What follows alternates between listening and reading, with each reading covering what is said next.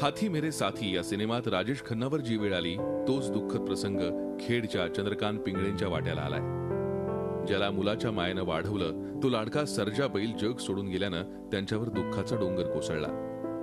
सर्जाच्या अंत्यसंस्कारासाठी अख्खं गुळाणी गाव इंद्रायणी काठी जमलं होतं। एका बैलासाठी अख्खं गाव शोकाकुल होण्याचं कारण म्हणजे तो साधा सुद्धा बैल नव्हता, तर तो होता हिंद केसरी। आतापर्यंत प्रत्येक बैलगाडा शर्यत जिंकणाऱ्या या सर्जाला महाराष्ट्राचा हिंद केसरी पुरस्कारानं गौरवण्यात आलं होतं। त्यामुळे त्याला निरोप देताना सर्वांच्याच डोळ्यात अश्रू आणि चेहऱ्यावर दुःखाचं सावट होतं। प्रत्येक घाटात गेला कधी त्यांनी पाठी गावली नाही।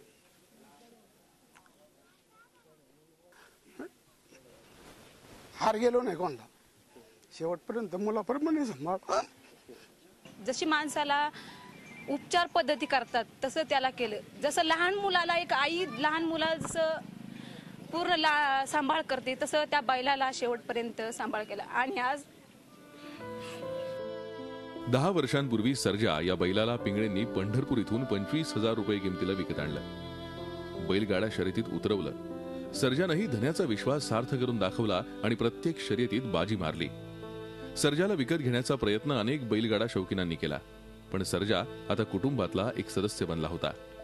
सर्जा ज्यावेळेला फायनल काढत होतं तर आमचे मित्र चंदर पाटील यांच्याकडे अनेक लोक लाखो रुपयाच्या बॅगा घेऊन त्या ठिकाणी गेले, परंतु चंदर पाटीलांनी ज्याप्रमाणे सर्जा प्रामाणिक होता त्याप्रमाणे आमच्या संघ आमचे जे फॅमिली रिलेशन आहेत किंवा आमचे मित्र जे आमच्या संघ प्रामाणिक आहेत त्यांनी एकही रुपयाला कोणाच्या हात नाही लावला किंवा लाखो रुपये कोणीतरी त्यांना ऑफर दिली अनेक बैलगाडा मालकांनी।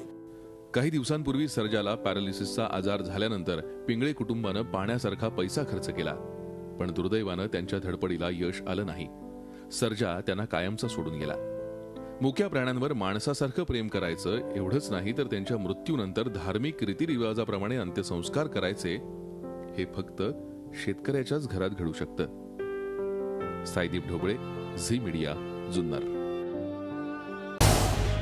झी 24 तास रहा एक पाऊल पुढे।